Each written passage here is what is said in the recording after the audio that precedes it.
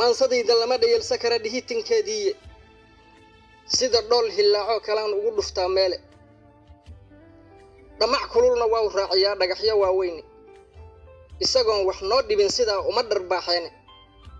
dhuuxa kama gubeen oo lafaha kama dhalaalsheen dhibbanihii haddii aanan ahayn maba dhawaaqeen dhididkeenna baa lagu dhistaa saraha dhaadheere nooga dhiga dhurbeeluhu intuusan dhoofin aan qabanno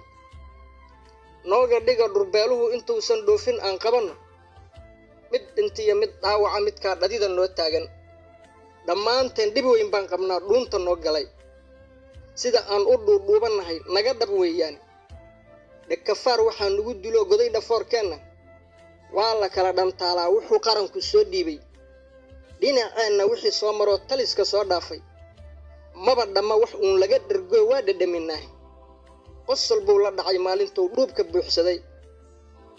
dhaqaalaha halkuu dhigan jiray oo dhitadu taallo dhagahow ka tolay oo shalow soo dhammaystiray nooga dhiga dhurbeeluhu intuusan dhoofin aan qabanno nooga dhiga dhurbeeluhu intuusan dhoofin aan qabanno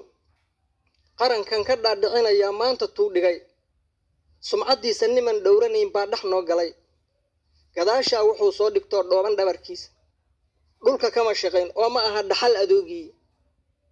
xilba looma dhiiben haddaad dhab u taqaanaan haddii uu sidaa noo dhacaa lamaba dhaarsheene nooga dhiga dhurbeeluhu intuusan dhoofin aan qabanno nooga dhiga dhurbeeluhu intuusan dhoofin aan qabanno mar dhow inaan dhaqaaqnaan rabnaa dhowr habeen kadib dhulka inaan xuraynaan rabnaa laba dharaaroodi lama dhowran kara kuwa dhammaa dhiigga shacabkii ha yeeshee nin baa nugu dhafanay oo dib noo dhigi